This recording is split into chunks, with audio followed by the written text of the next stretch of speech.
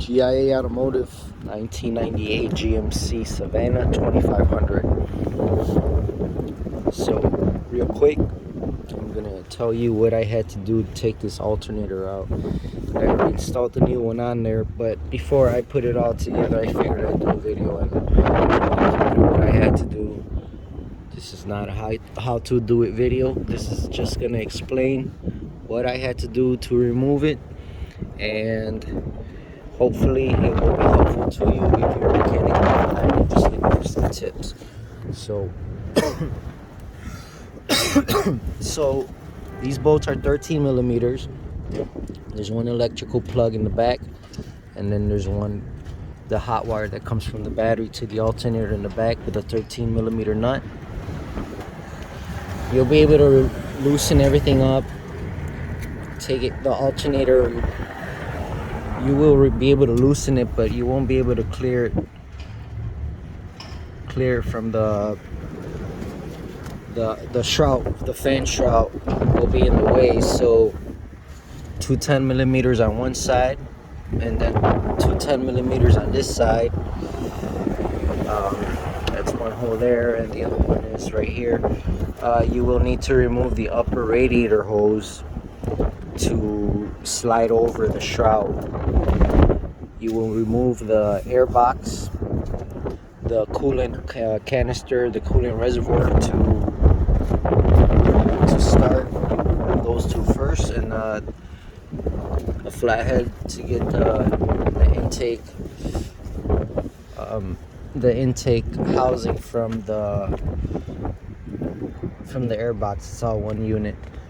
And then after that, you carefully slide over, make sure that you keep an eye on your radiator, that you don't pierce it or bang it up with the corners of the fan shroud. And once you do that, you'll be able to slide out your alternator. And then when you put the new one on there, it's gonna be a tight fit. It's not gonna go on there. Oh yeah, when you take the old one off, it's gonna be tight also. So you wedge a long pry bar right here underneath, pry up and down. You can do it over under here too, and the alternator will come loose.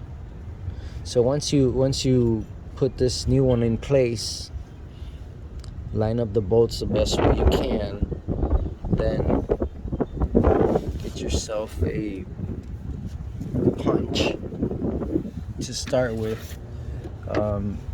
I ended up using the punch, and then I finished it off with a 1/4 inch extension to jam it all the way in there and use it as a pry tool to line up the hose for the bolts.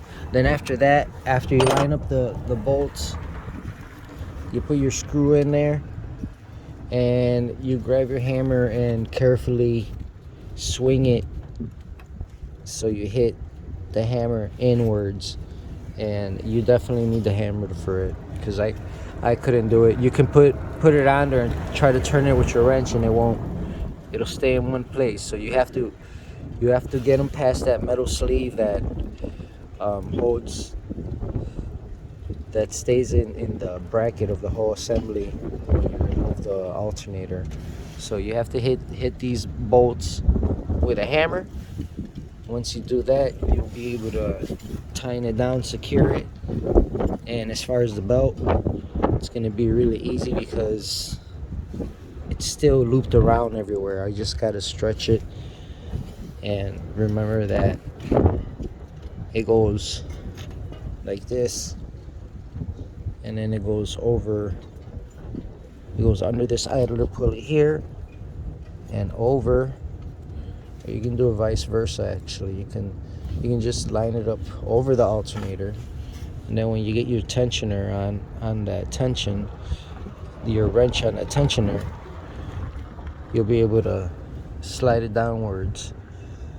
But I did it the other way because the alternator was more accessible So that's why I'm gonna do it like this.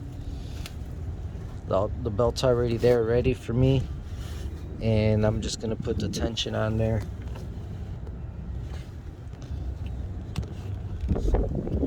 I'm just gonna put my ratchet on the tensioner, push downwards, and this belt will come upwards at the same time. So make sure every belt is in the center, is centered on every pulley. So when it goes on there, there's no adjustments. See how here it was not even on the compressor, it's on there now. Down here, make sure it's on the power steering pulley. It's all set to go. Thank you for watching. Like and subscribe if you like, and I'll talk to you on the next one.